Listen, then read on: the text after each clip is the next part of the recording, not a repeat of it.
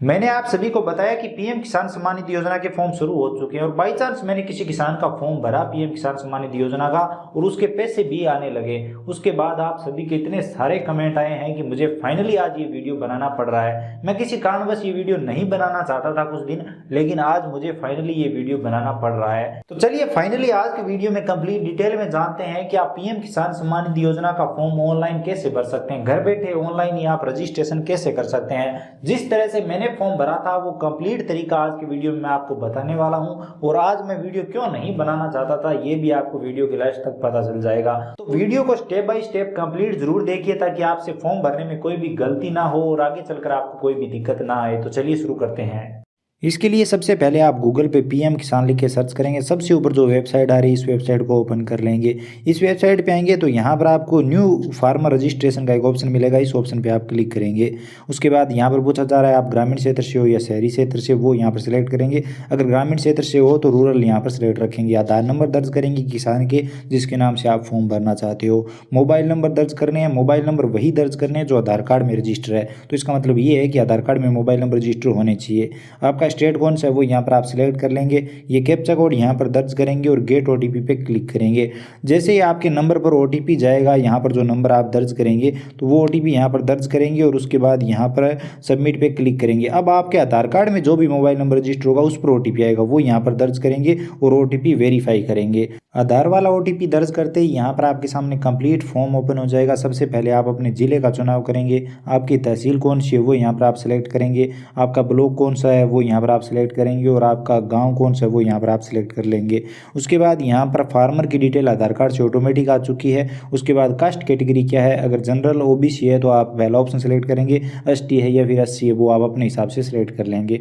अब यहाँ पर आप फार्मर टाइप चुनेंगे, अगर 1-2 हेक्टेयर तक जमीन है तो स्मॉल फार्मर सिलेक्ट कर लेंगे, नहीं तो अदर यहाँ पर सिलेक्ट कर लेंगे। उसके बाद आधार कार्ड की डिटेल ऑटोमेटिक आ चुकी है, एड्रेस वगैरह सब आधार कार्ड से ऑटोमेटिक आ चुका है।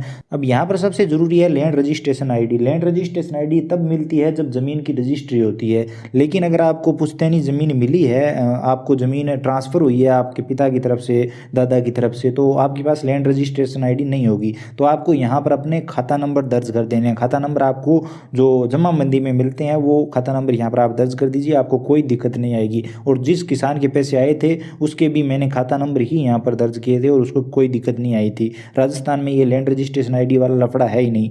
उसके बाद यहाँ पर आप अपने राशन कार्ड नंबर दर्ज कर दीजिए। अब यहाँ पर पूछा जा रहा है कि आप पीएम किसान मानधन योजना से जुड़ना चाहते हो या नहीं। ये एक प्रकार की पेंशन योजना है, अगर आप इसमें जुड़ना चाहते हो तो यस कर सकते हो, लेकिन इसके लिए आपको कुछ पैसे देने होंगे। अगर आप इसमें नहीं जुड़ना चाहते तो यहाँ पर नो कर दीजिए। तो आप अपने हिसाब से देख लीजिए, इस योजना के बारे में आप अधिक जानकारी ले सकते हैं, गूगल पर सर्च कर सकते हैं। अब यहाँ पर पूछा जा रहा है कि ओनरशिप यानी कि जो आपकी ज़मीन है वो जॉइंट है, यानी कि जमाबंदी में कईयों के नाम है, साझी ज़मीन है, या फिर आपकी जमाबंदी में सिर्फ आपका नाम है, सिंगल नेम पर आपकी ज़मीन है, तो वो आप अपने हिसाब से सिलेक्ट कर लीजिए। उसके बाद यहाँ पर आपको ज़मीन ऐड करनी होगी, उसके लिए ऐड वाला जो ऑप्शन है इस पर क्लिक करेंगे। ऐड वाले ऑप्शन पे क्लिक करते ही कुछ और ऑप्शन आपके सामने आ जाएंगे, जिसमें सबसे पहले आप यहाँ पर खाता नंबर दर्ज करेंगे। जो आपकी नई जमाबंदी हो उसके जो नए खाता नंबर हो वो यहाँ पर आप दर्ज करें। तो जमाबंदी में से देखकर यहाँ पर खाता नंबर दर्ज कर दीजिए। खसरा नंबर भी आपको जमाबंदी में मिल जाएंगे और यहाँ पर ज़मीन कितनी है वो यहाँ पर आप दर्ज कर दीजिए हेक्टर में। अब यहाँ पर आपसे लैंड ट्रांसफ़र स्टेटस पूछा जा रहा है कि आपको ये ज़मीन 1/2/2019 से पहले ट्रांसफ़र हुई है या फिर 1/2/2019 के बाद ट्रांसफ़र हुई है। वो चाहे किसी भी माध्यम से ट्रांसफ़र हुई हो, चाहे पति की डेथ के बाद आपको ट्रांसफ़र हुई हो, पिता की डेथ के बाद आपको ट्रांसफ़र हुई हो, विरासत में आपको ये ज़मीन मिली हो। ज़्यादातर में यही रहता है विरासत वाला, तो आप अपने हिसाब से यहाँ पर देखकर सेलेक्ट कर लीजिए। अगर आपको विरासत में मिली है तो ये ऑप्शन सेलेक्ट कर सकते हो। अगर आपने ये ज़मीन खरीदी है तो ये ऑप्शन सेलेक्ट कर सकते हो। गिफ्ट की है किसी ने तो ये ऑप्शन सेलेक्ट कर सकते हो। अगर आपको ये ज़मीन अलॉट हुई है तो आप लास्ट वाला ऑप्शन सेलेक्ट कर सकते हो। तो आप अपने हिसाब से सिलेक्ट कर लीजिए। उसके बाद ये ज़मीन जो है वो आपको कब ट्रांसफ़र हुई थी, चाहे किसी भी माध्यम से हुई हो, पिता से, पति से, वो एक डेट यहाँ पर आप दर्ज कर दीजिए। अगर आपको एकदम राइट डेट याद नहीं है तो आप अपने हिसाब से यहाँ पर डेट दर्ज कर दीजिए। एक अंदाजन डेट आप यहाँ पर लगा दीजिए, इससे कोई दिक्कत आपको नहीं आएगी। बाकी अगर आप एकदम सही डेट जानना चाहते हैं तो आप पटवारी से संपर्क कर सकते हैं, वहाँ से आपको सही डेट पता चल जाएगी कि आपको ये ज़मीन कब ट्रांसफ़र हुई है, किस डेट को ट्रांसफ़र हुई है। तो वो आप अपने हिसाब से यहाँ पर अंदाजन लगाते हैं तो भी कोई दिक्कत आपको नहीं आएगी। अब यहाँ पर इस ज़मीन डिटेल को ऐड करना होगा तो ऐड के ऑप्शन पर क्लिक करेंगे, ज़मीन ऐड हो जाएगी। यहाँ पर आप एक बार ध्यानपूर्वक चेक कर लेंगे जो डिटेल यहाँ पर आपने ऐड की है वो सही है या नहीं। अगर कोई कमी लगती है तो यहाँ पर आपको डिलीट का ऑप्शन मिल जाता है, इस पर क्लिक करके डिलीट कर सकते हैं, नहीं तो आप इसे ऐड रखेंगे। अगर किसान के पास एक से अधिक ज़मीन है तो उन्हें आप यहाँ पर अलग अलग ऐड कर सकते हैं, ऐड का ऑप्शन दिया हुआ है, बार बार ऐड कर सकते हैं। उसके बाद यहाँ पर ज़मीन की जमाबंदी आपको अपलोड करनी है तो वो नई जमाबंदी होनी चाहिए और यहाँ पर किसान का आधार कार्ड आपको अपलोड करना है। किसान का आधार कार्ड अपलोड करने के बाद सेव के ऑप्शन पर क्लिक कर देना है और यहाँ पर आपकी डिटेल सेव होते ही आपको फाइनल रजिस्ट्रेशन नंबर मिल जाएंगे। अभी यहाँ पर ये साइट नहीं चल रही है, एक कारण सबसे बड़ा यही था जिस वजह से मैं वीडियो नहीं बनाना चाह रहा था, लेकिन आप सभी के बहुत सारे कमेंट आ रहे थे कि आप हमें बताओ कि आपने वो फॉर्म कैसे भरा था जिससे किसान के पैसे आए थे। इसी तरह से सीएससी से अगर आप ये फॉर्म भरते हैं तो यहाँ पर आपको केवाईसी करनी होती है, बायोमेट्रिक लेना होता है। अगर आप सीएससी से भरते हैं तो सारी डिटेल ऐसे नॉर्मली दर्ज करके उसके बाद केवाईसी का ऑप्शन मिलता है। आप मोरफो से केवाईसी करते हो, मंत्रा से करते हो या फिर आइरिस से करते हो। इसके अलावा अल्ट्राटेक डिवाइस का भी ऑप्शन मिलता है, उससे भी आप कर सकते हो। केवाईसी कंप्लीट होते ही इसी तरह का फॉर्म सीएससी पर ओपन हो जाता है। तो कहने का मतलब ये है कि आप चाहें तो सीएससी से भी ये फॉर्म भर सकते हैं या फिर खुद से ऑनलाइन रजिस्ट्रेशन कर सकते हैं। लेकिन मैं आपको सच बताऊं तो जिस किसान के पैसे आए थे उस किसान का फॉर्म मैंने वो सेल्फ रजिस्ट्रेशन वाला ऑप्शन चुनाव करके ही किया था, सीएससी पर नहीं किया था। सीएससी पर एक किसान का रजिस्ट्रेशन किया था लेकिन उसके अभी तक पैसे नहीं आए हैं, ये सच है। तो आप चाहें तो खुद से रजिस्ट्रेशन जैसे मैंने पहले बताया वैसे रजिस्ट्रेशन कर सकते हैं।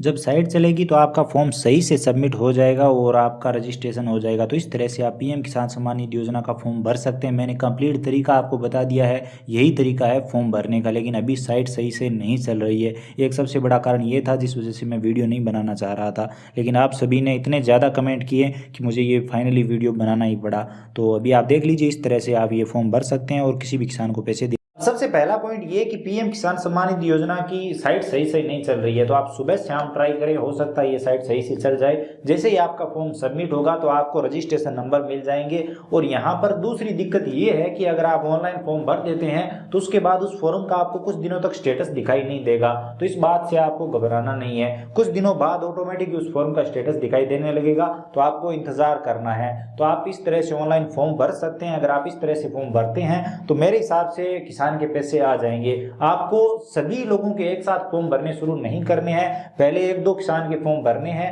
अगर वो फॉर्म आपके स्टेट में, आपके जिले में सही से अप्रूव हो जाते हैं और उसका स्टेटस वगैरह सही से शो होने लगता है, उसके बाद आपको इस तरह से किसान के फॉर्म भरने हैं। तो बाकी मैंने आपको बता दिया है कि मैंने किस तरह से किसान का फॉर्म भरा था जिससे कि किसान के पैसे आ गए। बाकी मैंने आपको ये भी बताया कि मैंने ऑनलाइन रजिस्ट्रेशन के माध्यम से वो फॉर्म भरा था जिस किसान के पैसे आए। उसके बाद मैंने एक सीएससी से भी भरा, लेकिन उस किसान के अभी तक पैसे नहीं आए हैं और उस किसान का फॉर्म का जो स्टेटस है वो तो शो हो रहा है। तो अब आप समझ गए होंगे कि आप पीएम किसान सम्मान निधि योजना का ऑनलाइन खुद से रजिस्ट्रेशन कैसे कर सकते हैं। अगर आपको वीडियो इन्फॉर्मेटिव लगा हो तो प्लीज लाइक करिए, अपने दोस्तों के साथ ज्यादा से ज्यादा शेयर करिए। चैनल पर नए हो तो सब्सक्राइब कर लीजिए, बेल आइकन प्रेस कर लीजिए, बिल्कुल फ्री है आपका, इसमें एक भी पैसा नहीं लगेगा। इसी के साथ अगर आपके मन में कोई भी सवाल या सुझाव है पीएम किसान सम्मान निधि योजना के फॉर्म में आपको कोई भी दिक्कत आ रही है तो बेझिझक कमेंट सेक्शन में बताइए, कमेंट सेक्शन में हम उसके बारे में बात करेंगे। और अगर कोई सीरियस टॉपिक हुआ तो उस पर अलग से वीडियो भी जरूर बनाएंगे। तो चलिए मिलते हैं अगले वीडियो में, लेकिन इससे पहले आप कमेंट सेक्शन में ये भी जरूर बताएं कि आपके क्षेत्र में पीएम किसान सम्मान निधि योजना का फॉर्म भरने के बाद इस तरह से पैसे आए हैं या नहीं, क्योंकि मुझे पता है काफी लोग ऐसे होंगे जिनके पैसे इस तरह से आए होंगे। कमेंट सेक्शन में जरूर बताइए। तो चलिए मिलते हैं अगले वीडियो में।